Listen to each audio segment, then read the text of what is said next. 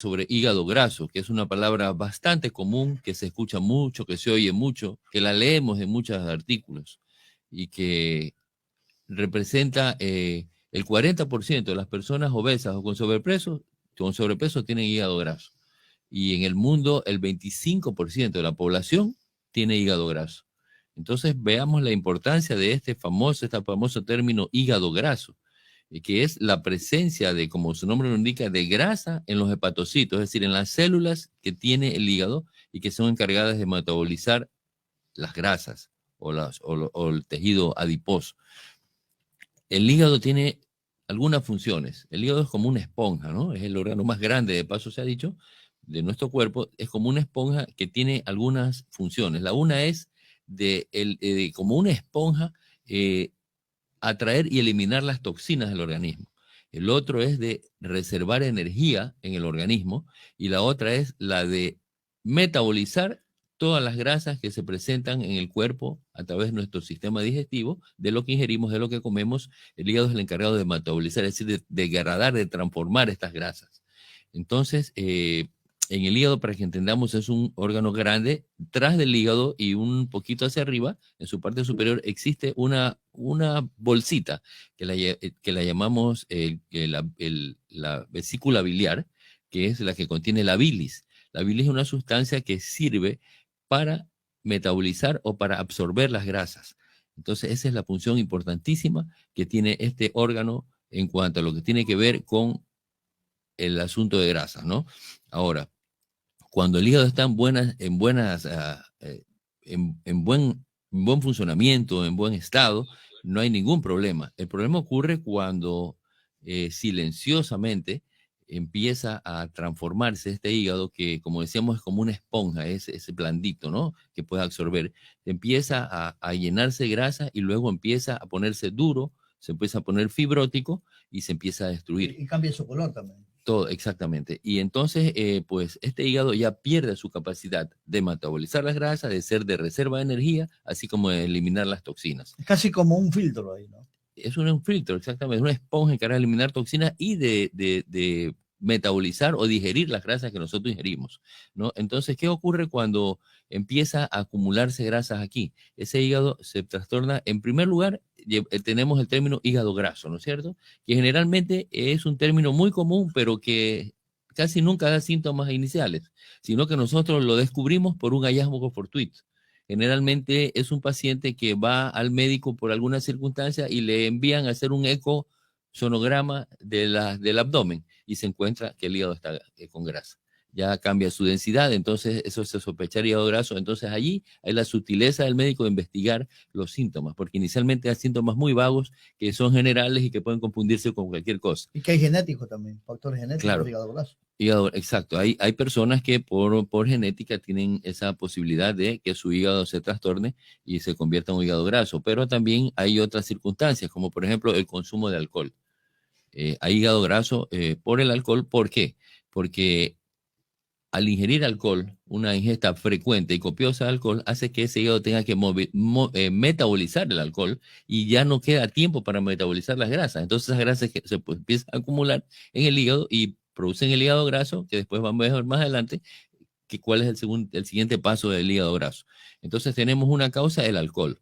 Otra causa, la obesidad, el sobrepeso y la obesidad.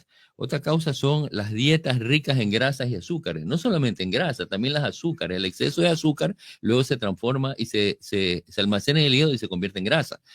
Por eso es muy frecuente esta presencia del hígado graso en los pacientes diabéticos mal controlados, en los pacientes que tienen elevado el colesterol y los triglicéridos, que son una forma de grasa que tenemos en el organismo, los hipertensos, así como también el consumo muy frecuente de ciertos fármacos, como por ejemplo los corticosteroides, que se usan para algunas enfermedades, así como también las personas que reciben quimioterapia. Como vemos, son algunos de los factores de aquellos que pueden producir el hígado graso y algunos de ellos los podemos evitar. Por eso es la importancia de esta enfermedad, de pescarla a tiempo. Cuando nosotros llegamos al diagnóstico de hígado graso, ahí podemos todavía hacer algo, podemos revertirla, pero cuando ya pasa a la siguiente etapa, que es la cirrosis, ahí ya no podemos hacer nada. Mantener un control, Y ¿no? cáncer de hígado peor aún. Mantener un control Así es. significa, ¿no? Entonces, ¿cuáles son los síntomas que se presentan? Dijimos, en primer lugar, que ese paciente es un hallazgo fortuito a través de un ecosonograma que se haga por alguna causa, por alguna patología. De pronto hay un cálculo en la vesícula, de pronto hacemos un examen ecosonográfico abdominal general para ver cómo está el abdomen y encontramos ese hígado graso, empezamos a investigar. ¿Y cuál es la sintomatología que se presenta? Generalmente son pacientes que están fatigados, con cansancio, que están decaídos. Ese es un síntoma que es inespecífico, que puede presentarse en muchas enfermedades, con un dolor en el abdomen, difuso, pero un poquito hacia el lado derecho, bajo las costillas, en el lado derecho. ¿Por qué? Porque hay una capa que envuelve el hígado y como ese hígado empieza a hacerse graso, empieza a aumentar de tamaño, tensiona la capa que envuelve al hígado y eso produce un poco de dolor. No es un dolor cólico como el de, por ejemplo, un cálculo de la vesícula u otro dolor abdominal o un dolor intestinal tipo cólico, sino es un dolor difuso, no un dolor como pesadez en el estómago. También pues hay una dificultad para la digestión. La persona come y siente llenura, se llena de gases, también puede haber un poco de náuseas, vómitos, y también algo que hace sospechar mucho es las heces.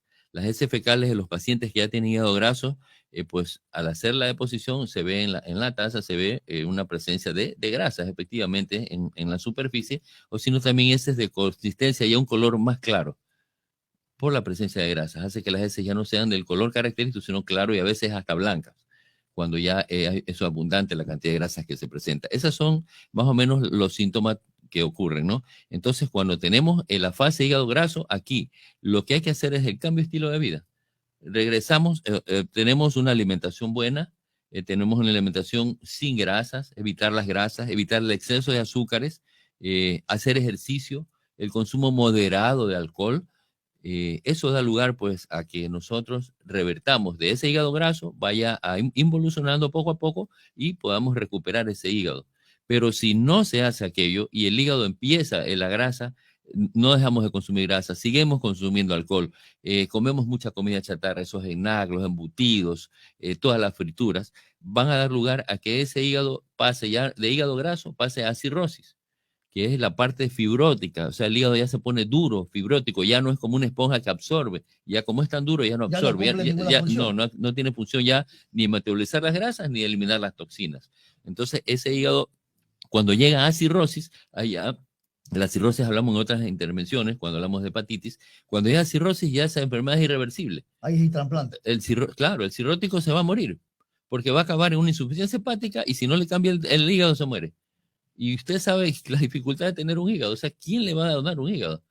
Es tan difícil que es trasplante de un órgano, peor del hígado que es un solo órgano, ¿no? Doctor, ahorita mismo nomás tenemos una niña que prácticamente nació con el problema del hígado, incluso tiene que hacerse el trasplante, incluso están pidiendo ayuda y todo. ¿Cómo se explica ahí entonces ese factor si ella prácticamente nació con eso? Son problemas genéticos, son problemas heredados que a través de los genes de enfermedades muchas veces tienen relación con los conductos hepáticos, muchas veces nacen sin algunas enzimas que son capaces de metabolizar el hígado.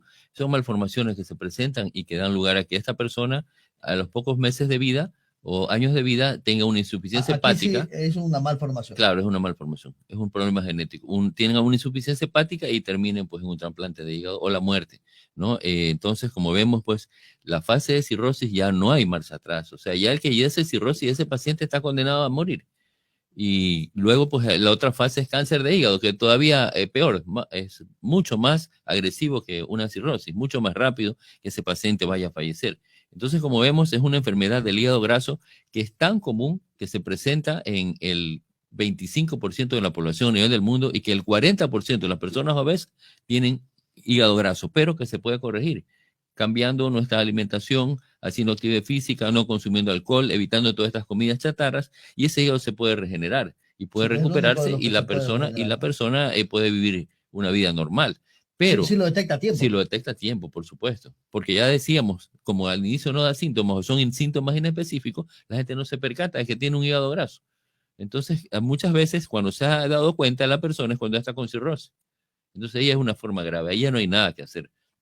Por eso la importancia de la charla del día de hoy es que sepamos reconocer cuándo podríamos tener un hígado graso. Volvemos a repetir la sintomatología que da inicialmente: cansancio, decaimiento, fatigado, un paciente que se cansa fácilmente, que con poca actividad ya está cansado, que no tiene mucho ánimo para hacer muchas actividades, un dolor difuso en el abdomen y que se va sobre todo en el lavado derecho, debajo de las costillas. No es un dolor agudo, pero es un dolor molestoso, pesadez al comer, sobre todo ciertos alimentos que tienen mucha grasa. El paciente como que se eleva el abdomen, se llena de gases, no siente llenuras, náuseas, vómitos a veces, y la presencia de heces de otro color, ¿no? Heces muy claras, heces a veces blancas, y cuando se hace la deposición, pues la cantidad de heces que hay, que difiere de la consistencia de lo que es una heces fecal, sino por la parte superior, pues se ve la presencia de grasa.